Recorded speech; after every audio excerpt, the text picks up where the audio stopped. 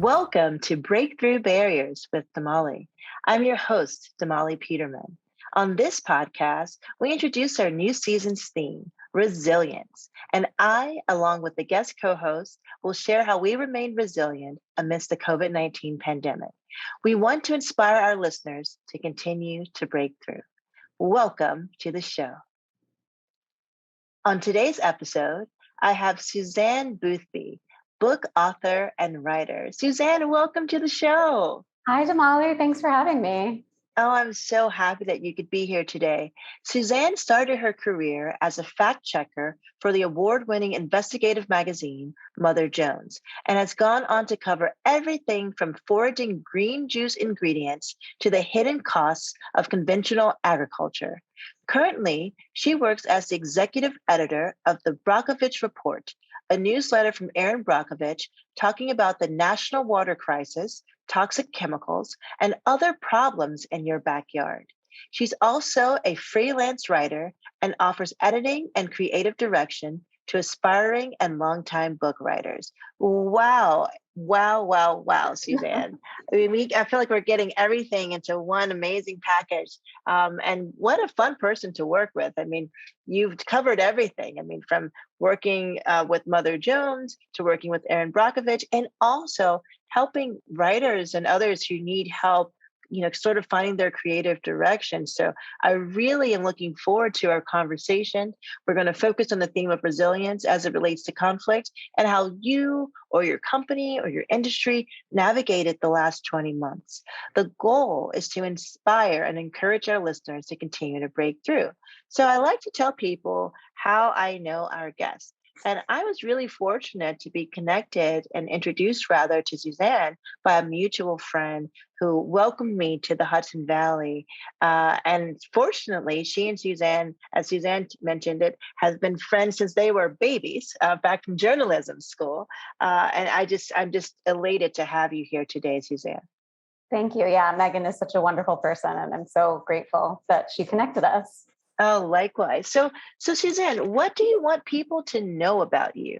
Describe yourself in 6 words. Okay. Writer, creative, seeker, freelancer. I'm Suzanne. Yeah, that's me. I love it. I have to say, Suzanne, I ask this question a lot, and I love to have a writer on the show because you really nailed it and really understood the assignment, right? So, writer, creator, freelancer. You are Suzanne. So tell us more. Why are you in this field? How did you get here? Oh gosh, well, it's a long story that I'll try to condense as much as I can for everyone. But I wrote my first book when I was 9 years old through a library program, and it was about my cat and his adventures around the world. And I was so lucky. Our little library program, put our books off to a publisher, and we got our books back. And so that was kind of my first foray at such a young age. And in high school, worked for the school paper, went on to journalism school. And so it was sort of this thing from a very young age. Like I just sort of came out with a lot of thoughts and a lot of ideas and had an ability to write them down. And people seemed to think that I communicated well. So I sort of continued on that path. And, it's interesting. When I first went to journalism school, I was really sort of hoping to be, on TV doing like an MTV VJ kind of gig. And when I got exposed to sort of the world of investigative journalism, politics, environmental issues, I thought, well, I think that's where I really want to go. And so I sort of weaved my way through the industry, working at different magazines, in different publications, working on newsletters, like kind of wherever people would take me. But one thing that was so interesting is in, particularly the magazine world, which is sort of where I landed, as you get more and more accomplished, you become less and less of a writer, and you're sort of editing other people. You're doing all the other kind of busy administrative work that takes place at a magazine. And so I ended up having to kind of leave that world and start fresh as a freelance writer, which there is no handbook to teach you how to do it. You have to really kind of hustle, and you meet people, and you kind of make connections and show people how you can write. And all of that led me in 2016 to a chance meeting with an agent who connected me with Erin Brockovich, and just wrote a book with her, which was a very intense and exciting project. And so, and there's been many sort of books and articles in between all that time. But the sort of main themes are kind of like how to be a writer, how to kind of get my words out there, and how to, really bring awareness to issues that are sometimes hard and complex for people to understand. And I sort of have this way of breaking them down, making them more digestible. I love talking with people and hearing their stories and interviewing them. So it's been a kind of wonderful ride and journey, and I feel very grateful for it. It really sounds like a great journey and ride. And I am so impressed that you wrote your first book at age 9. I have a 9-year-old, and I'm going to talk to him when he gets home today because I need him to start publishing books. But what's exceptional is that you mentioned having this program at your local library and that they helped you all to get published. And then you sort of continued with this passion of writing and investigating and being, to me, it sounds like just being very curious. And then letting that lead you to journalism school, focusing on writing, but then sort of getting pulled into other aspects of the industry, from fact checking to editing. And so I love that you recognize that you were kind of getting away from where you started, right? You started off as a writer, and that you had a chance to get back into that, especially around 2016 when you signed with your agent and you were introduced to the one and only Erin Brockovich, who I think hopefully many of our listeners know from the movie where I believe it was Julia Roberts who played Erin Brockovich. And it was so many wonderful lessons from the movie to be learned about environmentalism and about water, et cetera. And I love that you have an opportunity to, I like how you put it, to find interesting ways to break down complex, data. I mean, thinking about like toxicity of water and things of that nature, and translating it in a way that is not only digestible, but interesting to your listeners, to your readers, et cetera.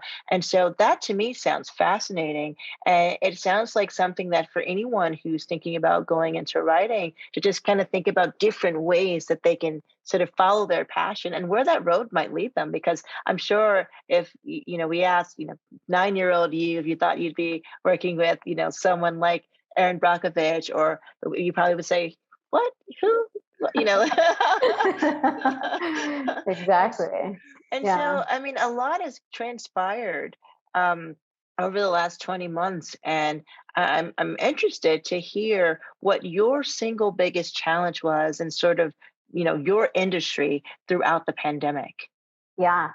I mean, there's so many things, but I think, Erin and our book was released in August 2020, which was like smack dab in the pandemic, and, or actually, a little bit before, but just it really the pandemic has impacted the publishing industry tremendously. A lot of books were put on hold or, sort of put off indefinitely. Luckily, our book did come out, but, book tours are supposed to be in person. And of course, that was not happening. What was interesting is because I'm a co-writer, I wasn't really expecting to go on book tour. And in fact, because of the pandemic, ended up on all these Zoom calls at the Texas Book Festival, different bookstores throughout the country. Erin was so generous and had me with her through all of that. And so, I don't know that I would have, the publisher certainly wouldn't have shelled out that money for me to be there. And so it was great that on Zoom, I was sort of able to join in.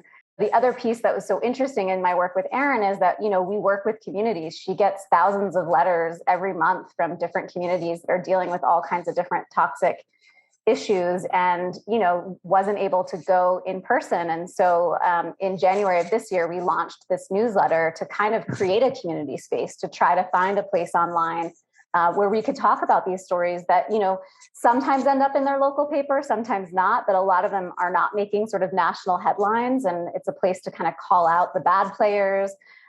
We had Solution September, where we interviewed a lot of folks who are working on solutions, which was really inspiring. And so we really just try as best we can to stay connected in such a time where, we're all sort of being asked to stay home and not be as connected.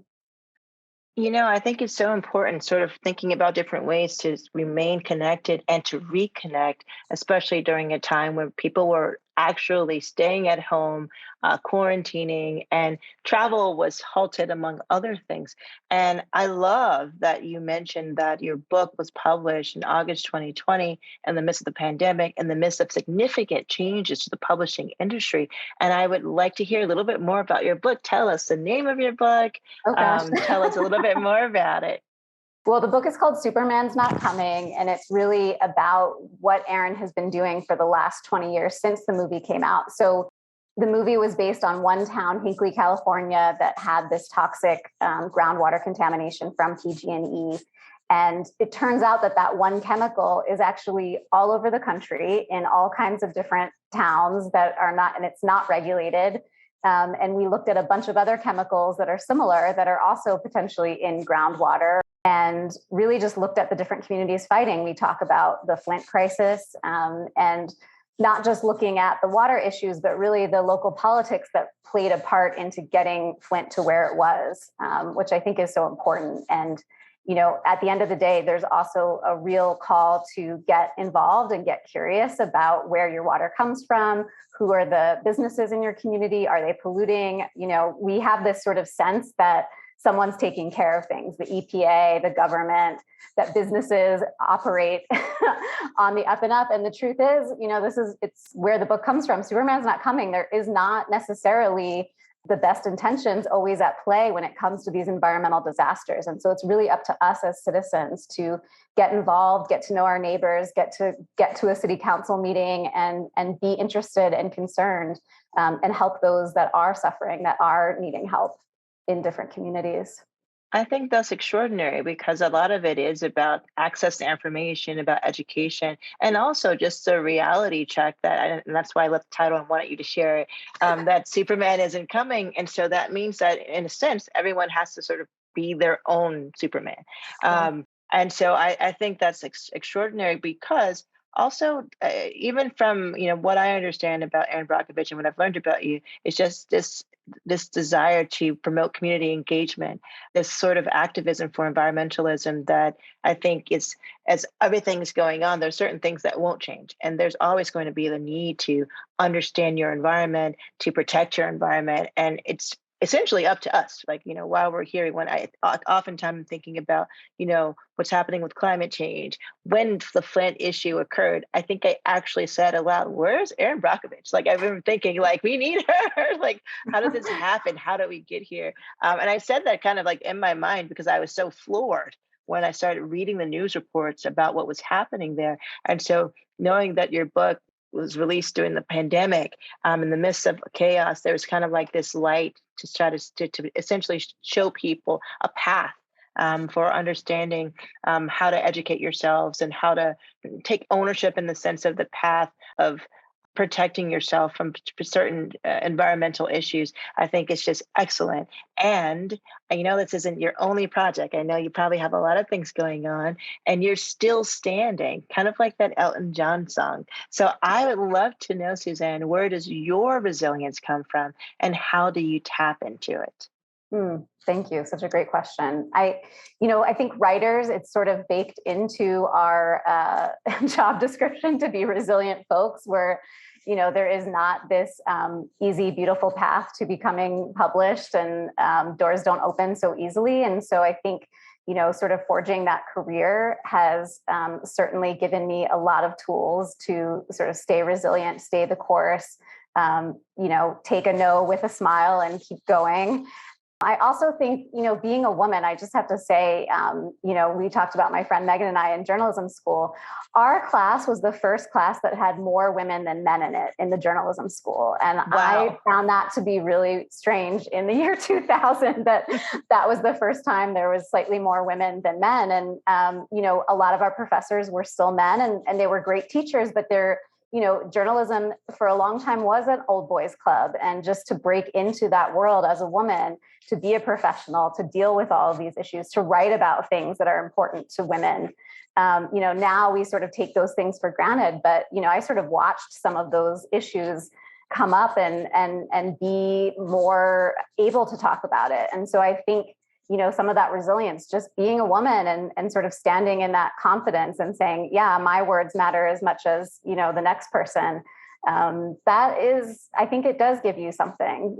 I've also have to say, I've worked from home for the last 10 years. And so when this started and everybody started working from home, I was really kind of giving out advice to a lot of people of like, here's how to get a lunch together when it feels like there's nothing in the fridge. Like, here's how to make a Zoom call, make a date with a friend so that you're having people to interact with, because it is a special kind of job to be a freelance writer working from home. And it's, my husband can attest that some days he comes home and I'm like, I need to talk to someone. It's been all day. And so I think there's just a certain resilience in sort of forging that path that's kind of different than other folks that, I haven't been in an office environment in such a long time, and have to kind of create my own deadlines and have to create my own sort of career of where I want to go next. But it sounds like you're the perfect person to do it. I mean, just thinking about your resilience, one coming from the fact that you said you've had some no's and learning how to take a no with a smile. And I think that's really important for our listeners to hear, because oftentimes we hear about the successes, right? We hear about the yeses, great opportunity to work with Erin Brockovich for a writer. I mean, that's huge. That is a huge opportunity. But I love you also sharing, kind of the realities that before that major yes, there were some no's. You took it with a smile and you continue to remain resilient, and also recognizing that even in your industry, which I think parallels a lot of industries, and then even as recent as 2000 or early 2000s, there still was an imbalance in the representation of women, and that your class was that class that kind of sent the balance in the other direction, essentially having more women graduates in that program. And I think that you're absolutely right. There is a certain amount of resilience that come from being a woman, showing up every day as a woman, and having to recognize that there's some things that you can't change, and there's some things you can change. And hopefully, each day you're making not only new strides for yourself, but also people that are coming behind you, right? Because now they're seeing someone like you who've accomplished so much, and continue to be here and to be resilient. And I also like sort of thinking about, it's just imagining you giving very practical advice during the pandemic, because unlike a lot of people who may have had to shift to remote work, you were an expert at remote work. You're an expert at deadlines. And I do understand and recognize sort of that feeling when you haven't talked to another human in person. It's just like, hi, human. So great to see you. But I do think that was also, in addition to you helping writers in general, just giving that practical, like real life, your three-dimensional advice, I think just says a lot about your personality. It says a lot about, because I think sometimes people fail to take a deeper dive into the person that they're talking to, and they don't always see like the three-dimensional aspect of a person. And I think it's just says a lot about you that you're a caring, giving person, to even take the time to help someone navigate just the ins and outs of remote working and setting deadlines. And so I am just so impressed with you. And you mentioned some no's. I'm just curious to know, throughout your very successful, impressive career, were there any mistakes that you made that you want to prevent others from making? It's so interesting. Of course, we all make mistakes all the time. To find just one or, just one no, I think one thing just to talk about that resilience piece again, too, was just, no's are part of the industry, and it's part of being a writer, is that there's going to be editors who don't like your work or who have a lot of feedback that you don't agree with. And that's okay. That's part of the work. And, just continuing on your career as best you can and just trying to find a door that is open, I think is so important.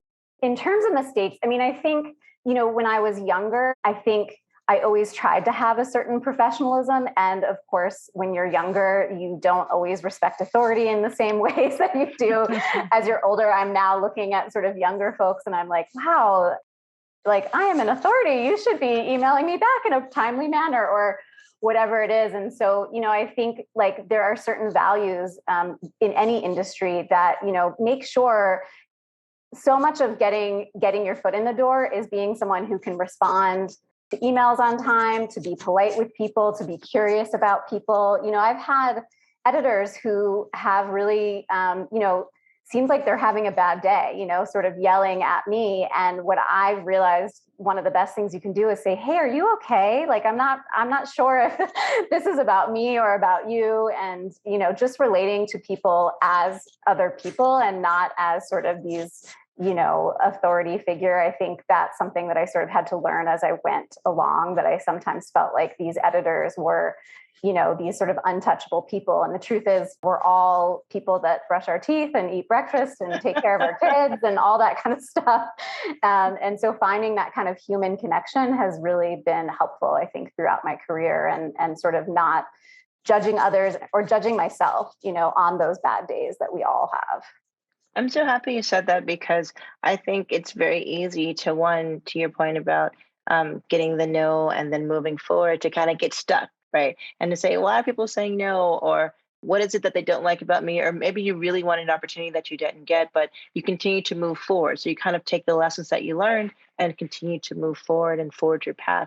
I also think it's super important to recognize that people are human.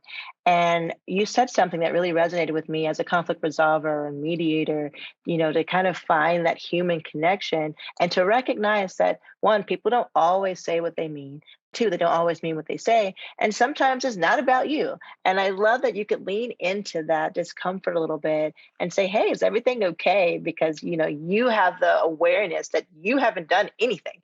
And so it can't be about you. And I've seen so many breakdowns in communication from people who don't, they're like, well, what did I do? Maybe I should have done this or done that. And they just sort of take it inward and try to figure out what it is, instead of asking that open-ended question to get the information from the person on the other side. So that is amazing advice. I also like hearing you talk about just the responsiveness and the importance of being a good communicator. I know exactly how you feel when you're talking about, like, so sort of being the person who with authority in a sense, and then the other person, and you're waiting for some communication. There's a lapse in response time. I see that happen on a regular basis. And one of the things that I've been doing, I oftentimes, introspectively say, did I do that? Was I like that? When I was that age. But one of the things that I've been learning to do and to help my teams to recognize is, okay, how can we help that person get to the expected level of communication? And so today, for example, I sent a message saying to someone on my team, just saying, I really would love to get this information by this time because I have X. And the response was immediate, sure. And then I got the information that I needed. And so I was like, I wonder if all this time I could have just said, like, do this at this time. And so the point is, I love that there are some practical tips, again, that people can walk away with to learn from some of the things that we've experienced. And in the spirit of learning, I always like to ask this question. And because you're a writer and an author, among other things, I think this is a perfect question for you, Suzanne. My mom used to say, each one teach one. And I don't think that's original to her, but she used to say that to my siblings and I all the time. And so I would love for you to suggest a book, a song, a course, or program for our listeners.